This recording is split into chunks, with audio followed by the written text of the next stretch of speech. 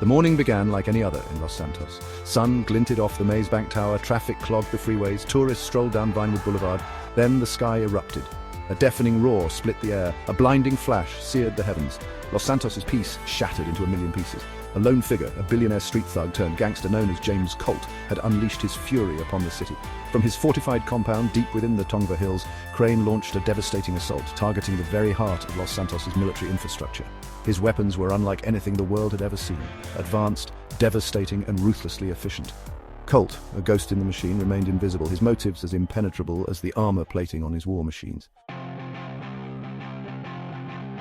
Fort Zancudo, the seemingly impregnable fortress of the United States military, shuddered under the onslaught of Crane's assault.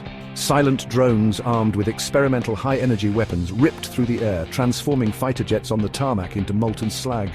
Tanks, once symbols of invincible might, were reduced to twisted metal carcasses by guided missiles that seemed to materialize from thin air.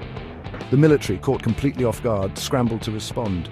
F-35s, scrambled in haste, met their demise against a barrage of surface-to-air missiles that left fiery trails across the sky.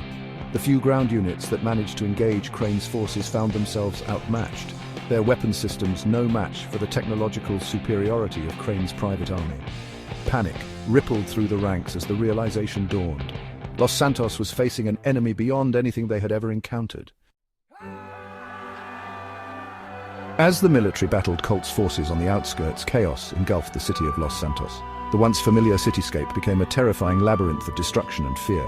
Buildings crumbled under the weight of stray missiles. Cars, reduced to charred skeletons, littered the streets. The air, thick with smoke, and the stench of cordite became a suffocating shroud. Civilians, caught in the crossfire, fled in terror, their screams swallowed by the din of battle. Families huddled in fear within the ruins of their homes, praying for a swift end to the nightmare. Emergency services, overwhelmed by the sheer scale of the disaster, struggled to cope with the mounting casualties. Los Santos, the city of dreams, had become a living nightmare.